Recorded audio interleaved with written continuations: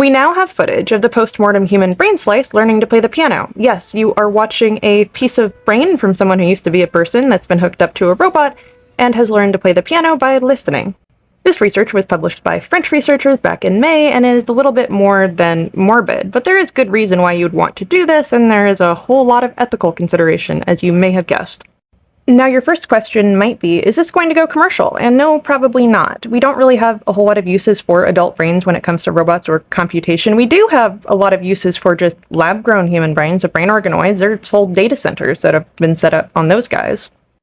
But for an adult brain, they've already largely lived a life, and they've also grown around being part of a brain and a body, so they're just not all that effective. No, this is extraordinarily useful for research, if you think about it. A lot of our research is done on stem cells, and those are very, very young in age. They are a representation for a person, but they're essentially a very, very young person. Our alternatives are growing human stem cells in mice, and that has its own ethical concerns, but it's also still, a mouse. If we take pieces of brain from adults, that represents an adult that has lived their life, and you aren't just giving them a condition, they've had that condition. So they're really a very good research subject. Even more so, if they're operating a robot, we can study sensory motor learning. This kind of research has and will continue to bring us treatments. This is the first line before we ever get to animal trials or human trials, so really, it probably is ethical overall. Now let's talk about the experiment, because we have known for a long time that you can take human brain tissue, brain slices, and keep it alive outside of the body for even weeks. You just have to give it oxygen and glucose and things to eat, and you have to keep bacteria from infecting it. Researchers have known that they continue to have electrical activity, again, for weeks, pretty much for as long as the brain tissue is alive, and no, it's not exactly the same as you might think of in an adult human brain. There's not signs of consciousness going on, at least not the same brainwaves that we would associate with it, but you can run tests and see how medication might impact brain activity. Minor brain activity, the little bit of brain activity that is present. What had not been demonstrated up until now is that that brain is capable of learning things, and you can set it up with sensory motor experience of sorts. Yes, they did set up a microphone and hook that up to the brain so it could get feedback and was meaningful, and it had to learn how to play the piano first using motor babbling. Meaning it just did things randomly until it got it right, and then it would get a little electrical impulse demonstrating that it got it correctly. And our brains are wired to learn. They are essentially physical reservoir computers of sorts. They're just, squishy chemical ones.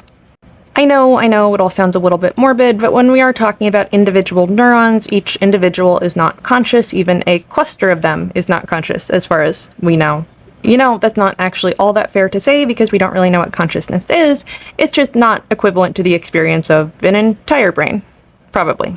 The part of me that is a scientist is having a really hard time with the part of me that doesn't want people to misunderstand this experiment. And that is tough. Because you gotta hedge. There's a lot of things we don't know for certain. Actually, we don't know anything for certain. Now, early on, you can see that the robot hand is playing music essentially randomly. You can see a human participant, so the researchers are demonstrating how to play the piano to the robot hand.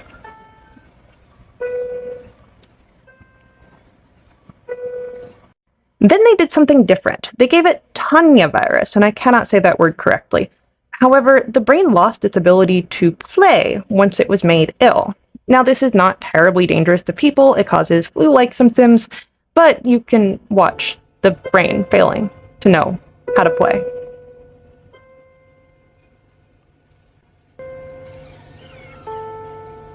And it's probably good that I don't actually work in technomancy, because I clearly anthropomorphize the brain slice, but I feel bad for it. Now, research like this is progressing rapidly, and we probably need to approach as a society how we want to deal with it ethically. Because until now, and really still now, brain tissue is treated the same as any other kind of tissue in an experiment. We never really thought that you'd be able to revive human brains in any capacity, let alone teach them to operate a robot hand that plays piano. And yes, researchers are considering the ethics of it, and they are publishing prospective papers on it, but the technology is moving a lot faster than our ability to regulate it, so we just have to hope that everyone has goodwill, and I, for one, am just kind of excited when I see papers like this. They're just very cool. It's the part of me that loves sci-fi, and maybe the part of me that loves horror. I do hope you've enjoyed this. I will keep you up to date. In fact, you have no choice. Follow for more.